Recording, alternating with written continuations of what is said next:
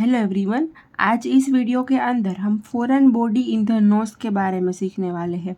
तो foreign body जो है वो ईयर के अंदर हो तो हमें क्या करना चाहिए एंड वो क्या है उसके बारे में सब डिटेल में वीडियो हमने ऑलरेडी चैनल के ऊपर अपलोड कर दिया है।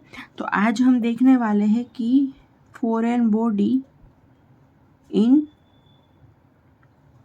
नोज, ठीक है। अगर किसी के नोज के अंदर फॉरेन बॉडी चली जाए तो क्या होता है एंड उसके बारे में। अब ये foreign body in the nose होता क्या है, तो कि फॉरेन बॉडी मतलब कि कोई सब्सटेंस जैसे कि piece of the paper, seeds या कोई बटन, ऐसी कोई भी चीज़ जो है वो अगर नोज के अंदर चली गई किसी इंसान के अंदर तो क्या करना चाहिए, हम क्या होता है उसके अंदर। तो उसके अंदर हमें ये इतने पॉइंट्स सीखने हैं। सबसे पहले है कि इसकी इटियोलॉजी क्या होती है, फिर clinical presentations, investigations, differential diagnosis and इसकी ट्रीटमेंट, ठीक है। इतने पॉइंट्स हमें सीखने हैं आज। तो सबसे पहले हम देखते हैं इसकी इटियोलॉजी, ठीक है। इटियोलॉजी, तो इटियोलॉजी के अंदर हमें क्या देखना है इसमें, तो कि ये जो कंडीशन है ये ज़्यादातर किन लोगों में देखने को मिलती है, तो कि मोस्टली ये जो कंडीशन है वो चिल्ड्रन के अंदर देखने को मिलती है, ठीक है। मोस्ट कॉमनली चिल्ड्रन के अंदर ये कंडीशन देखने को मिलती है। फिर उसके बाद क्या है कि ये जो फॉरेन बॉडी होगी नोज़ के अंदर, तो नोज़ के अंदर क्या होगा, कौन सी फॉरेन बॉडी होगी। तो कॉमनली जो फॉरेन बॉडी देखने को मिलती है वो, ये जो फॉरेन बॉडी नोज़ के अंदर देखने को मिलेगी वो दो टाइप की हो सकती है, ऑर्गेनिक एंड इनऑर्गेनिक।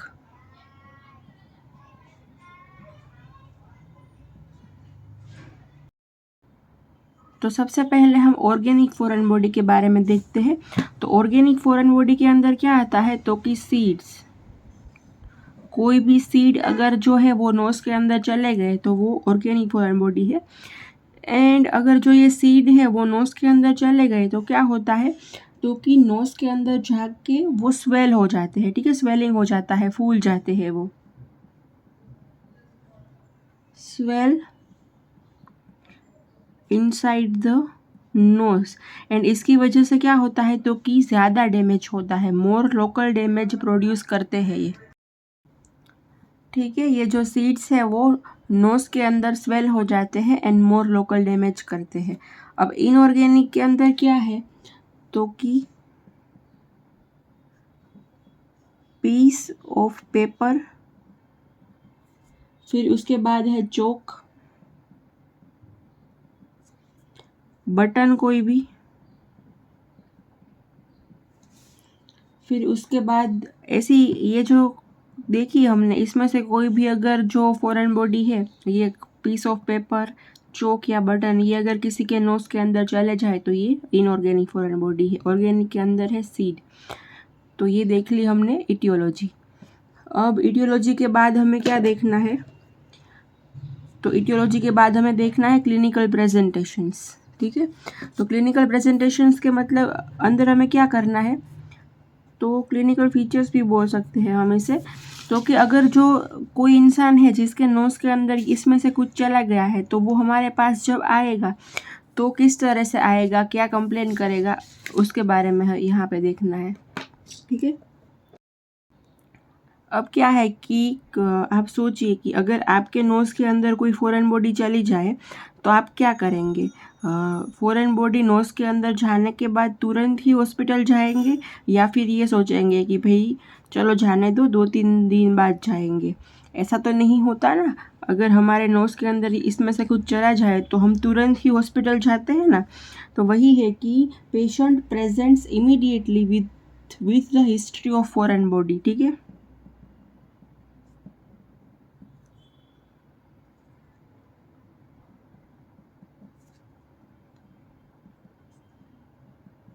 पेशेंट जो है वो तुरंत ही आ जाते हैं और आके हमें बताते हैं कि भाई मेरे नोज़ के अंदर ये कुछ चला गया है।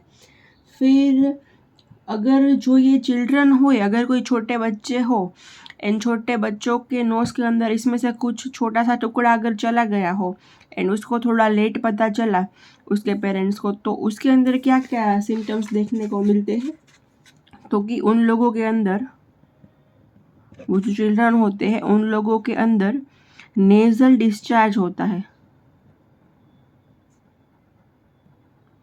एंड ये जो नेज़ल डिस्चार्ज है वो यूनिलेटरल होता है, ठीक है, एक ही साइड में चला गया हो, ऐसा होता है ना जनरली, दोनों साइड में तो एक साथ चला जाए, कुछ ऐसा तो नहीं होता, दोनों नोस्ट्रल्स के अंदर कोई बटन चला जाए, ऐसा तो नहीं होता ना कॉमनली। तो ये जो एक साइड ही जाएगा तो ये जो नेज़ल डिस्चार्ज है वो यूनिलेटरल होगा एंड फाउल स्मेलिंग होगा,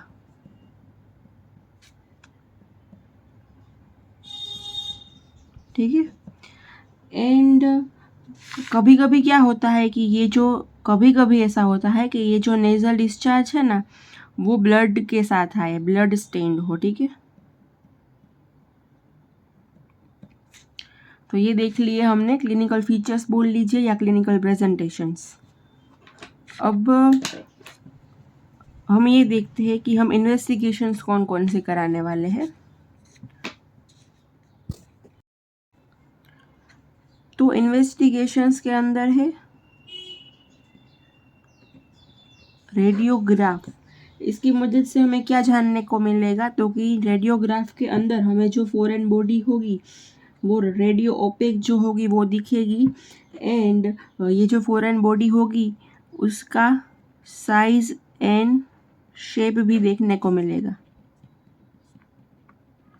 एंड ये जो फॉरेन बॉडी होगी वो कैसी होगी, अगर वो जो होगी वो रेडियो ओपेक होगी तो वो भी हमें ये रेडियोग्राफ के अंदर देखने को मिलेगा,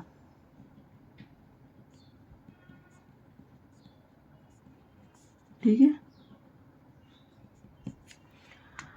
तो ये देख लिया हमने इन्वेस्टिगेशंस। अब क्या है कि अगर इस हिस्ट्री के साथ प्रेजेंट होता है हमारे पास, तो हमारे मन में आया कि भाई ये foreign body in the nose होता है, बट दूसरी भी कंडीशंस होती है ना जिसके अंदर ये सब कुछ देखने को मिले, तो उसे हमें उसको हम डिफरेंशियल डायग्नोसिस बोलते हैं ना। तो हमें डिफरेंशियल डायग्नोसिस देखने पड़ेंगे कि भाई इसके डिफरेंशियल डायग्नोसिस कौन कौन से है। तो अब हम देखते हैं डिफरेंशियल डायग्नोसिस। तो डिफरेंशियल डायग्नोसिस इसमें सबसे पहला है राइनोलिथ।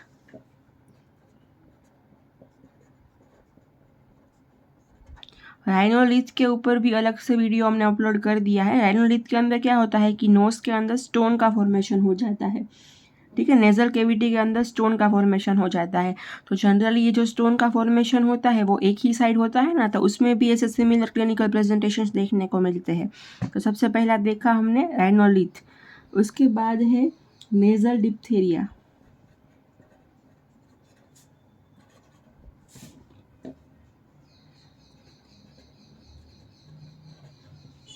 ठीक है। फिर उसके बाद थर्ड नंबर पे है नेजल मायासिस, मतलब कि मैगट्स।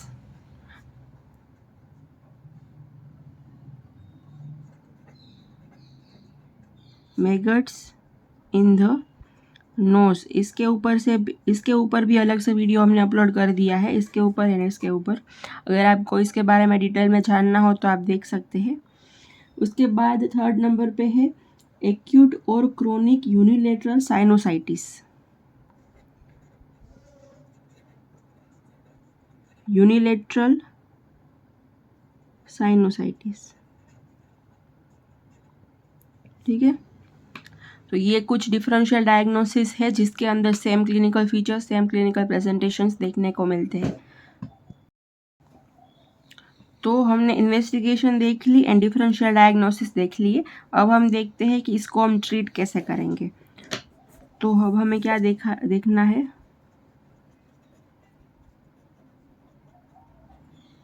ट्रीटमेंट इसकी हम क्या करेंगे। तो ट्रीटमेंट के अंदर क्या है कि अगर जो फॉरेन बॉडी है वो अगर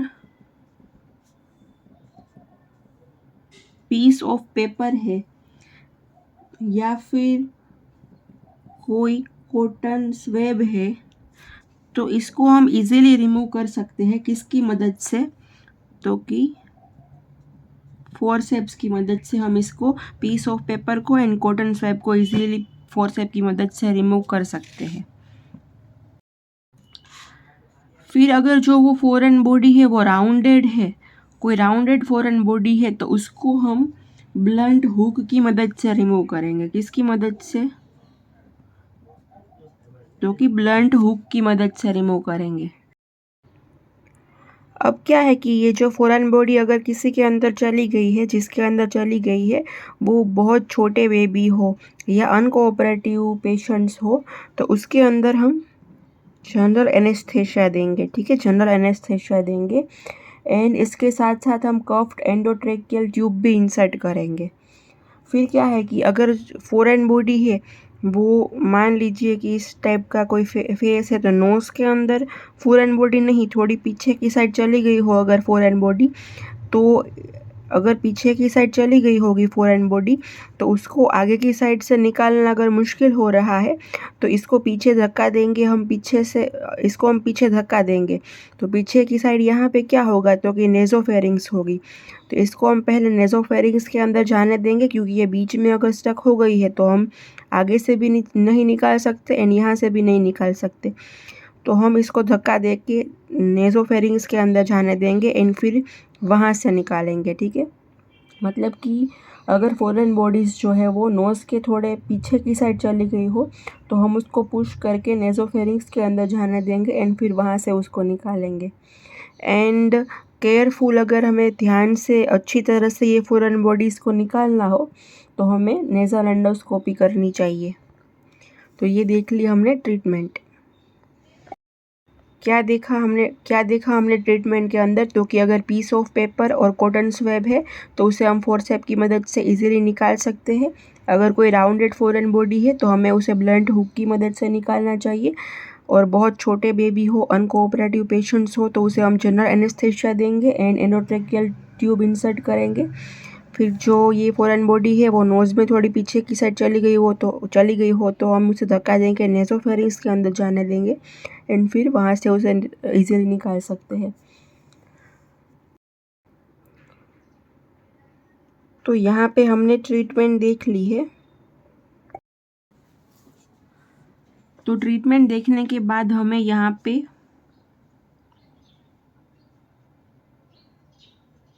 कॉम्प्लिकेशंस भी देखनी है। तो अब हम देखते हैं कि भाई कॉम्प्लिकेशंस क्या हो सकती है। तो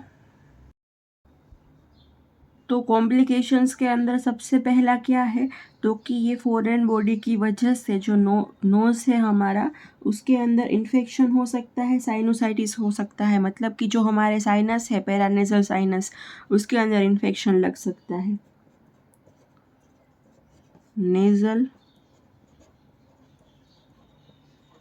नेज़ल इन्फेक्शन, साइनोसाइटिस, ये हो सकता है। फिर इसके बाद क्या है कि राइनोलिथ भी हो सकता है, मतलब कि नेज़ल कैविटी के अंदर स्टोन का फॉर्मेशन भी हो सकता है।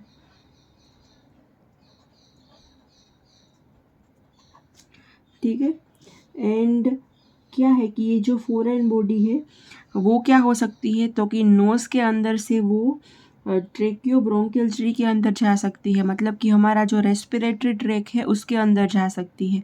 एंड अगर ये फॉरेन बॉडी रेस्पिरेटरी ट्रैक के अंदर चली गई तो वो इमरजेंसी कंडीशन हो जाएगी।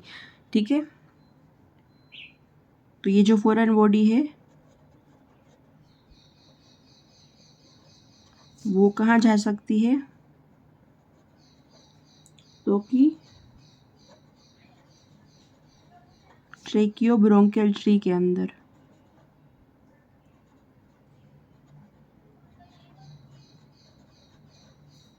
ठीक है, तो ये हमने देख ली कॉम्प्लिकेशंस।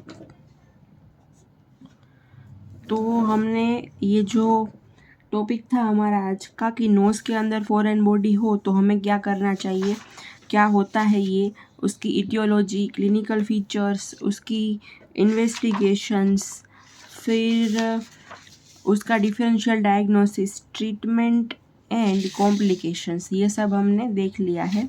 अगर आपको कोई डाउट है तो मुझे कमेंट सेक्शन के अंदर पूछ सकते हैं। Thank you.